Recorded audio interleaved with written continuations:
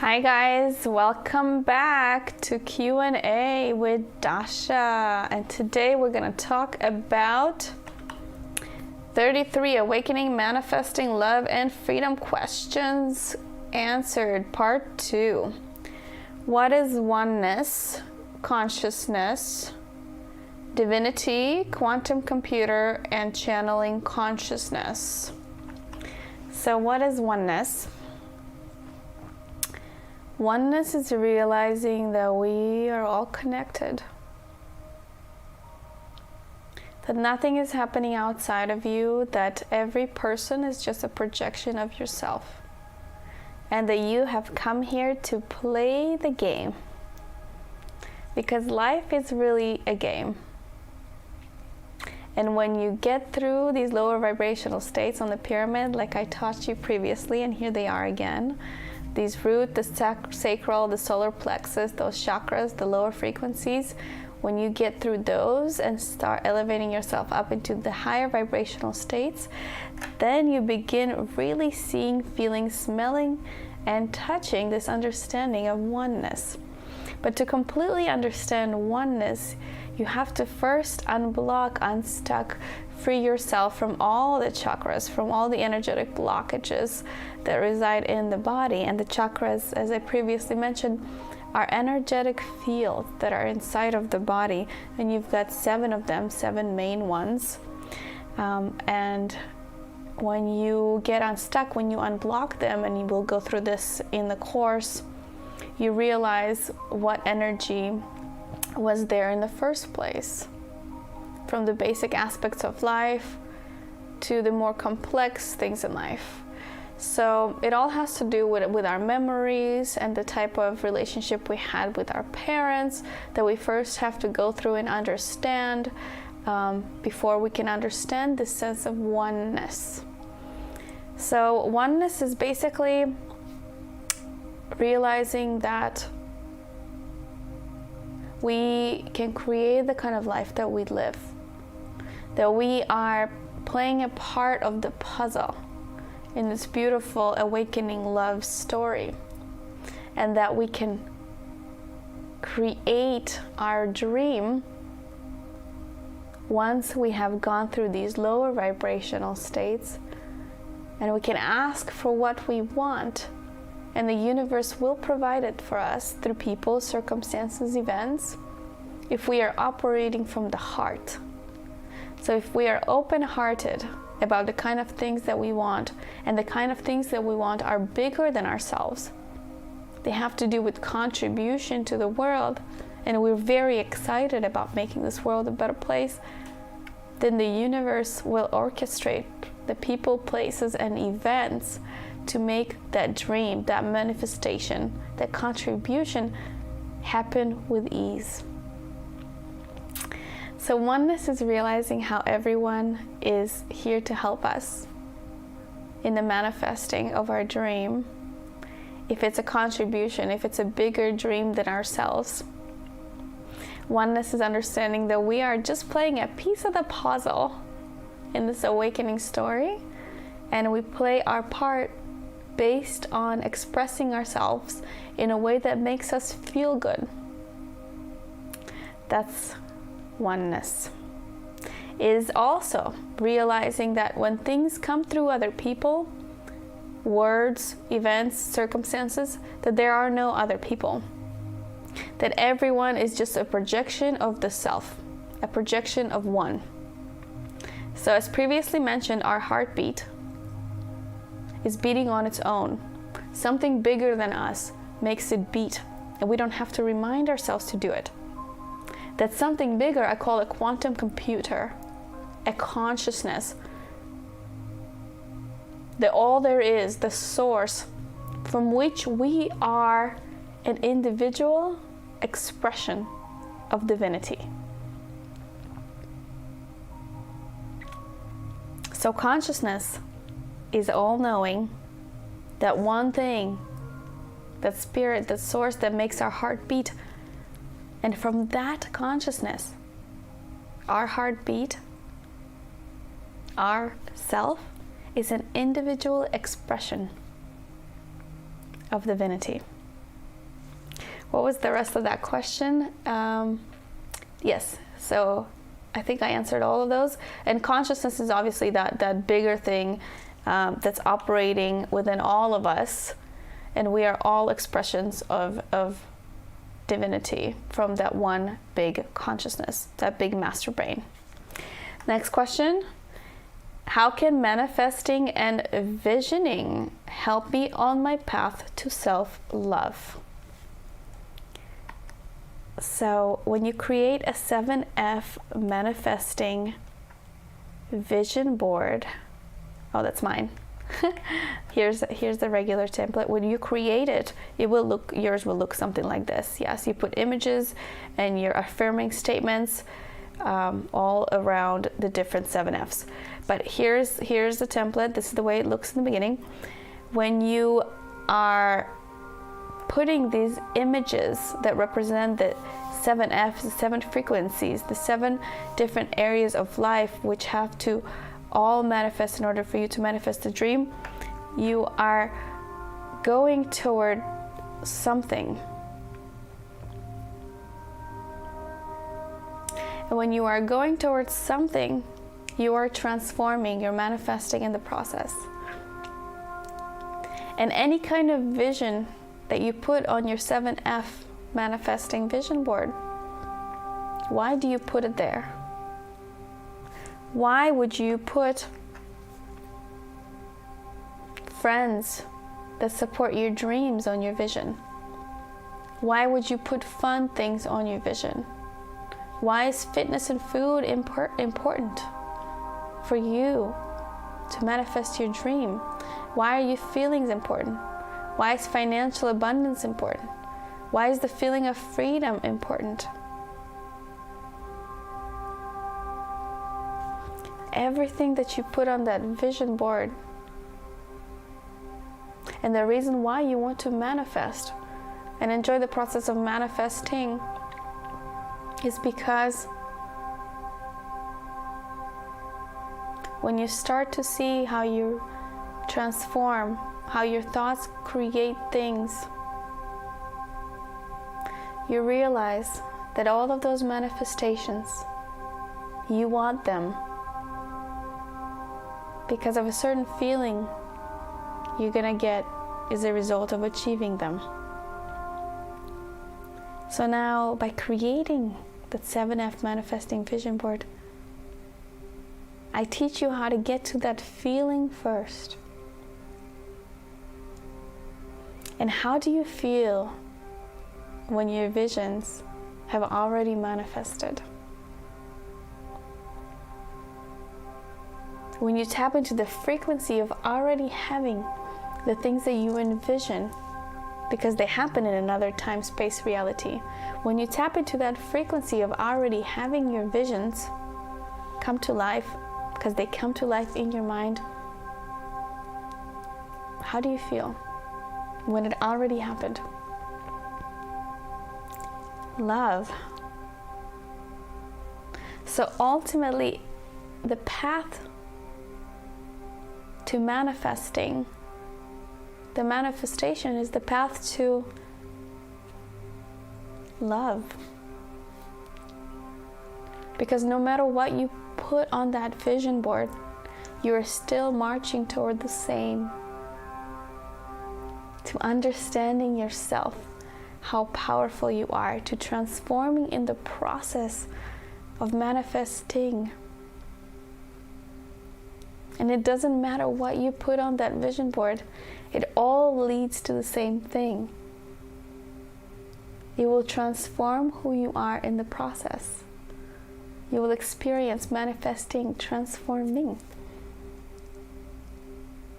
So people tell me sometimes, I don't know what I want to choose as my main goal, my vision, like what am I going to put in the middle? And I tell them, it really doesn't matter. Because it's all going to come true for you when you are marching down the path. When you're going on this path of awakening, using a vision board as a tool.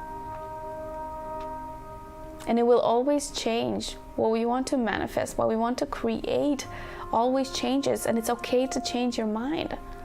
It's okay to change the vision, to continuously transform it as it becomes more and more solidified, as it becomes more and more clear. We change it.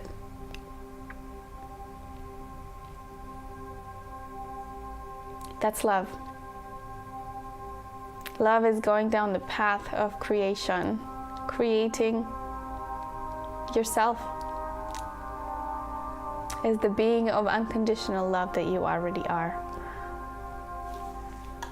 The next, what is success, progress, and how can you view success from a different lens? So what is success? Again, it probably means different things to different people, because success is another one of those words that is very different for each person, just like love, just like every word really. But currently, each and every one of us has a certain idea of success.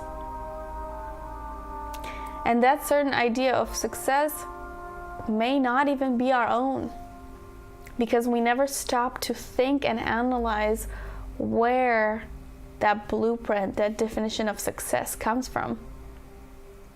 So what I teach you to do in this course is realize, where do your check boxes of success come from?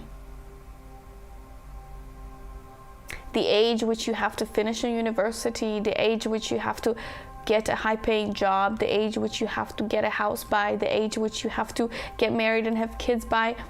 Where do all of these benchmarks of success come from? You start taking a closer look in this course at your measure of success and what it means. Because you see, we're constantly chasing this idea of success, but our desires are never ending. So when we recreate our own idea of success, and we create our own check boxes of what it means to be successful, we learn to slow down instead of racing toward an illusionary finish line, which always runs away from us because we constantly have new goals. So just imagine you are running a race,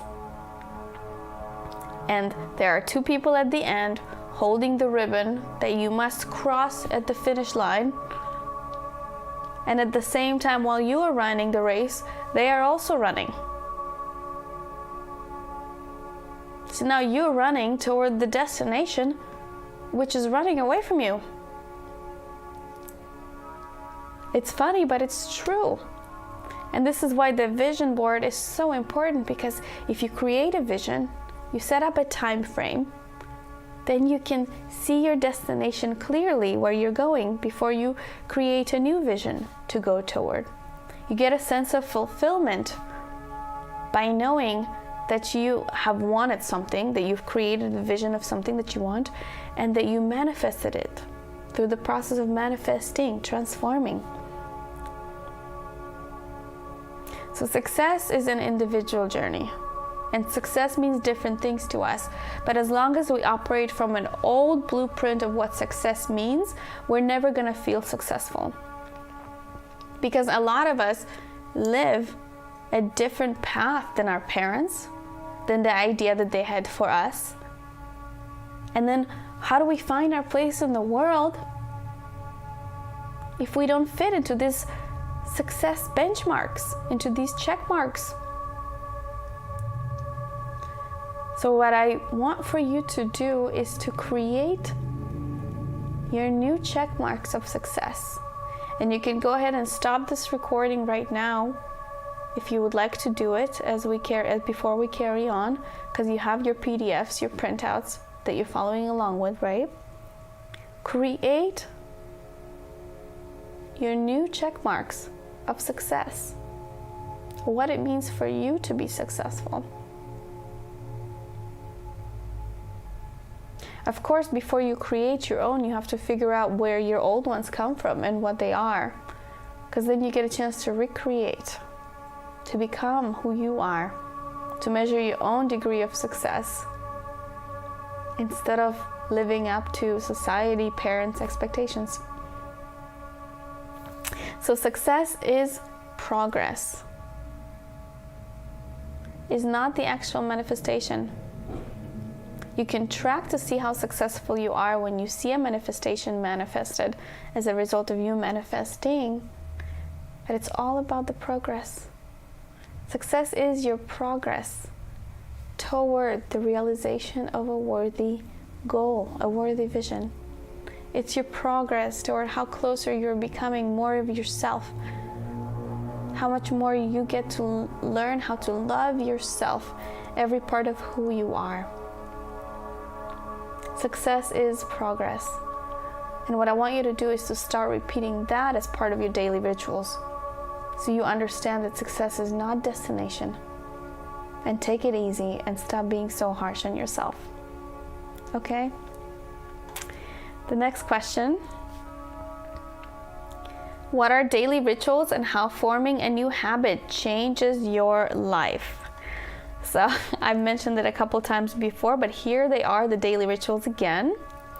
Daily rituals are new habits that tune you into the frequency of peace, love, and understanding.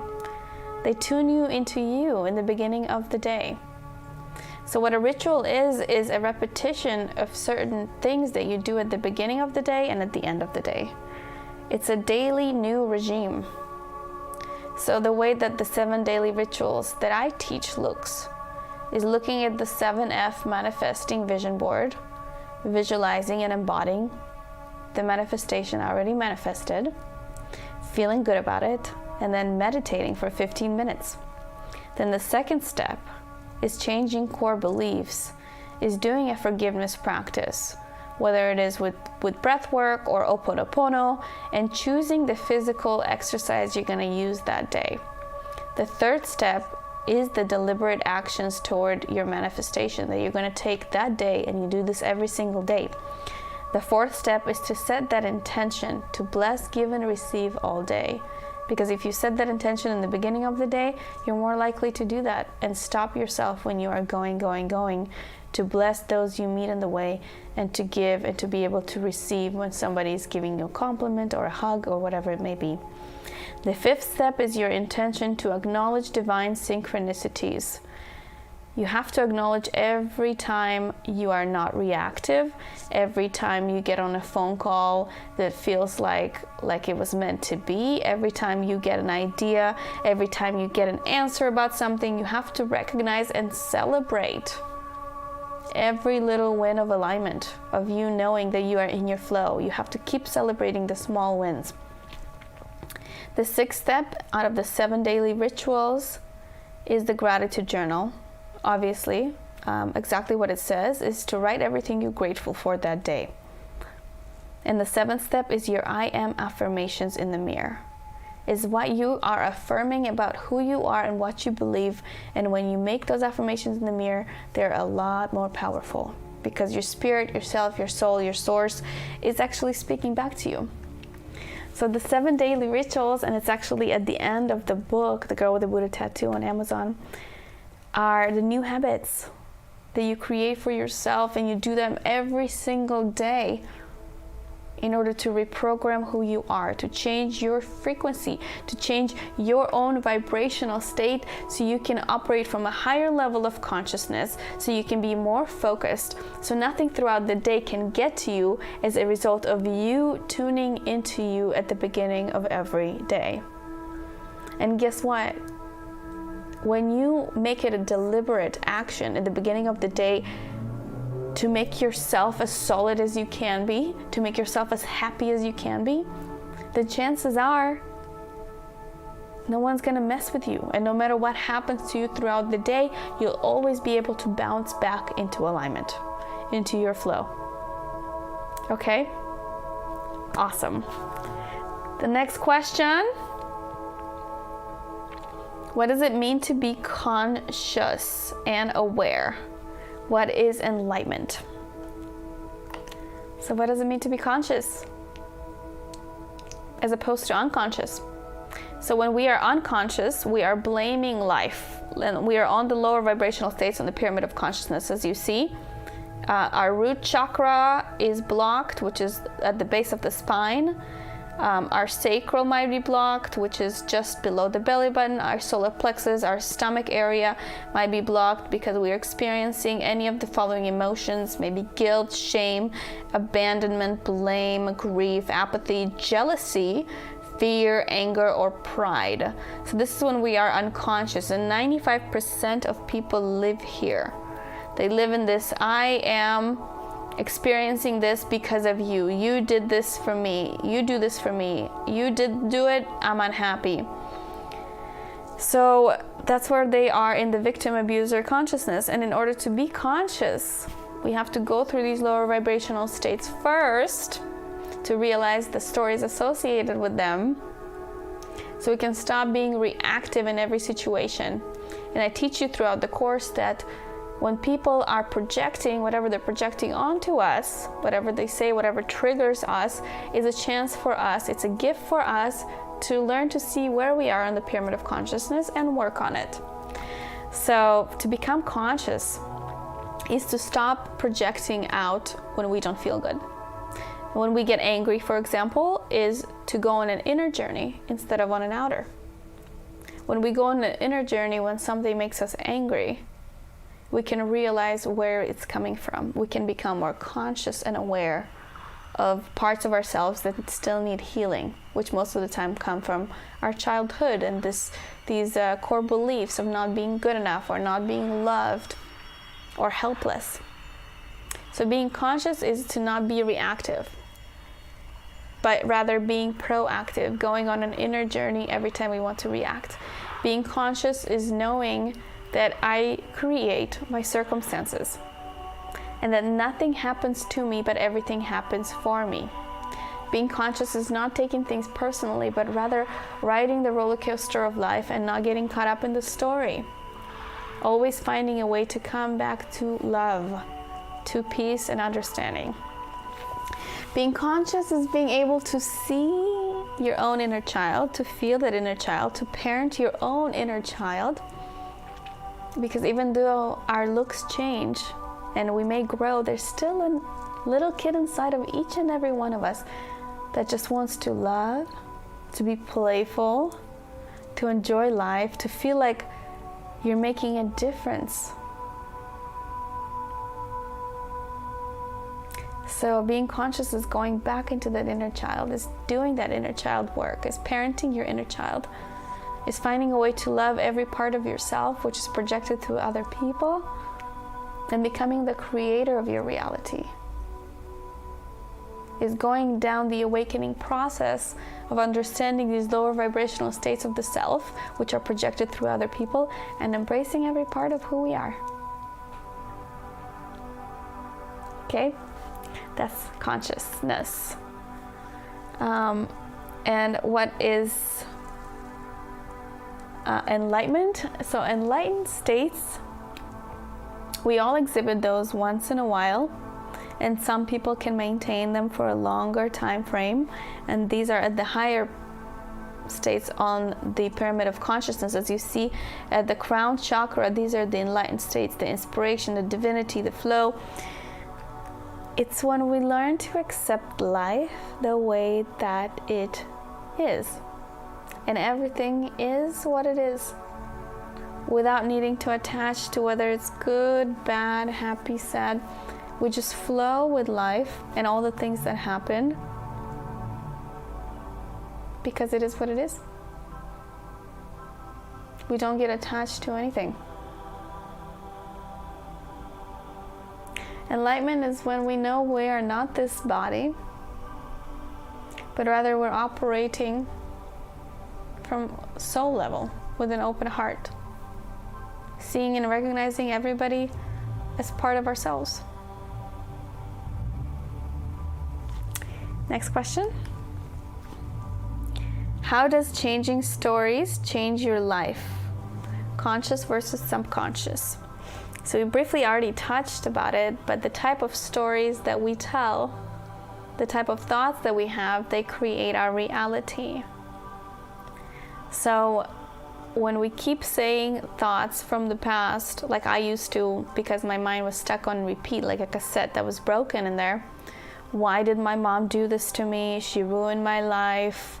I kept blaming my past for my circumstances, and I couldn't stop this cassette.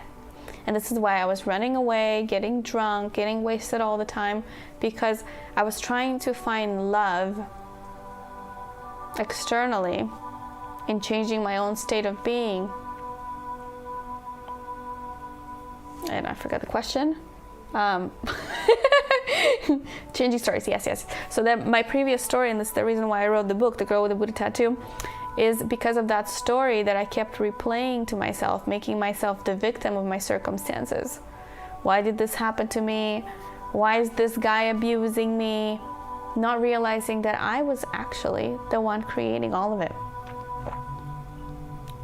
And then when I started changing my stories by realizing what they were in the first place, that I had a lot of anger in my body. I discovered this through shamanic medicine, that I had a lot of anger in my body toward my mom for the way that I was raised. And I was like, oh my God, like I could have gotten cancer because of all the stories that I kept replaying in my head, because of how much anger I had inside of my body. So then I took responsibility for changing that story of anger, of blame that I had toward my mom,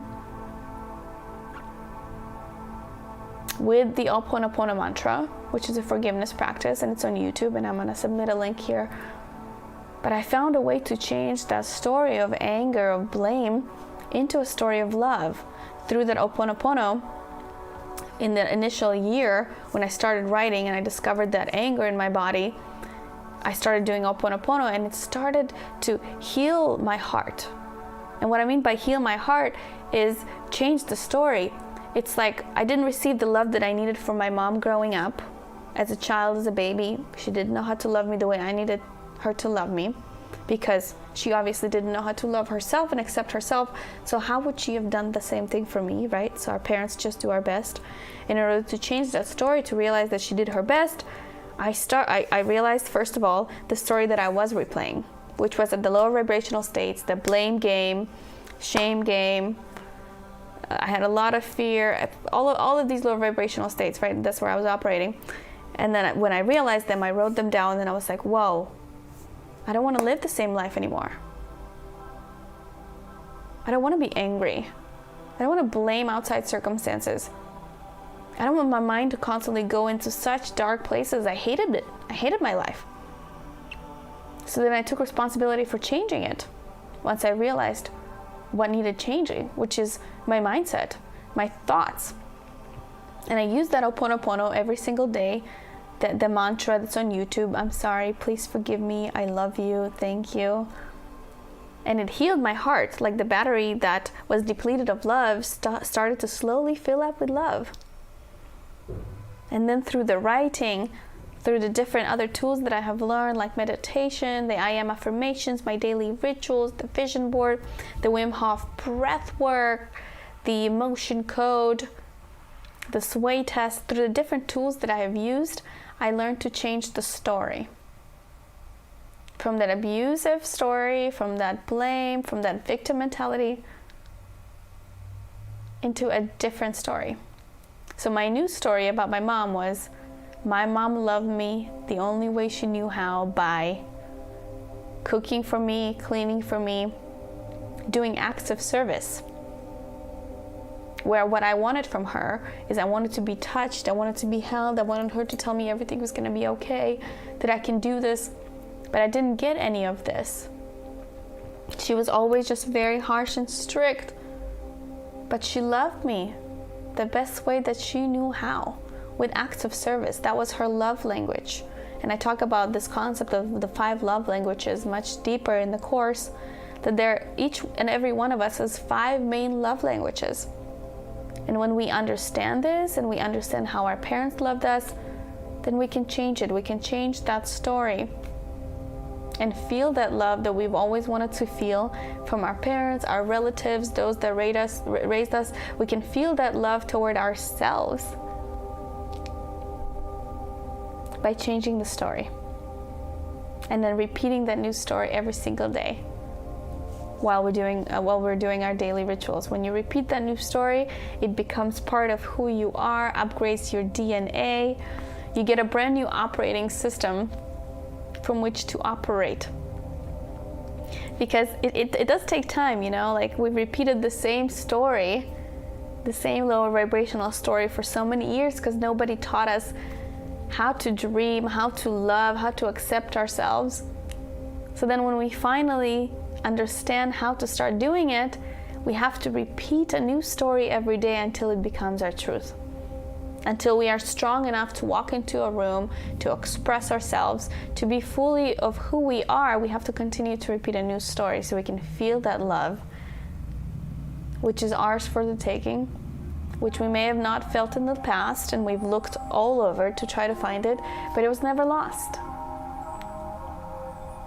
So, when you realize that past story, and we have a whole huge section about this in this course, realizing the past stories, then you create a new story, and then you start repeating that new story, you upgrade your life, you form a new habit, everything changes. And you start to see the change by the type of relationships that get reflected back to you, by the type of interactions that reflect back at you, because you change your vibrational state, your frequency, and then everything around you changes as a result. Okay? I know you got this. It just requires some practice, and make sure you're taking a lot of notes right now. And then when we go deeper into all these concepts in the course, I need you to take diligent notes and then actually do the work. Because if you do the work, you'll see the results. If you don't do the work, you'll experience a certain level of shift because of my vibrational state and frequency that I'm transmuting to you. But the majority of the majority of the transformation for you to really change your own self is going to take by you doing the work. So I believe in you. I know you got this. You got this. The last question on this part is, how will writing a book change your life? Woo! Well, that's one of my books, The Girl with the Buddha Tattoo. You can see all of them on Amazon if you find me by my name. Writing a book, wow, writing a book has been probably the most influential tool for me to realize myself, to understand myself, and to love myself, because it helped me connect the dots between all the different modalities that I have used, and understand this true sense of oneness and why everything had to happen the way that it did. Why certain people had to walk into my life, leave my life, why I had to feel certain ways, why I had to blame people for certain things. It all started to make sense when I was writing, communicating with Spirit, essentially coaching my own self by letting Spirit speak through me. Writing is love. It's liquid love. And it helps connect all the dots. And there's no one out there that can transform your life but you. No matter what workshops you do, what seminars you take, what psychedelics you drink, what affirmations you do, what daily rituals you do, no matter what you do, the Wim Hof, whatever you do, if you don't fully digest it, then it's not really real for you. You don't really embody it. And I feel that one way to embody all the lessons and the different things that we learn from the world around us is by writing. That's a form of expression which I had used, which really served me. It's not for everyone, and it takes a while to tap into the flow, and I have a bonus course about that as well. But it's essential. For some people it's art, for some people it's dance, for some people it's singing. So all of these creative expressions of ourselves, they help connect the dots. So writing for me was the best one to do that with, but it could be something else for you. But if writing is your tool, I encourage you to check out the course on writing, the 11 steps that I offer. I love you all so much. This concludes the section 2 of the Q&A, and I just wanted to say I'm proud of you for doing the work. So congratulations.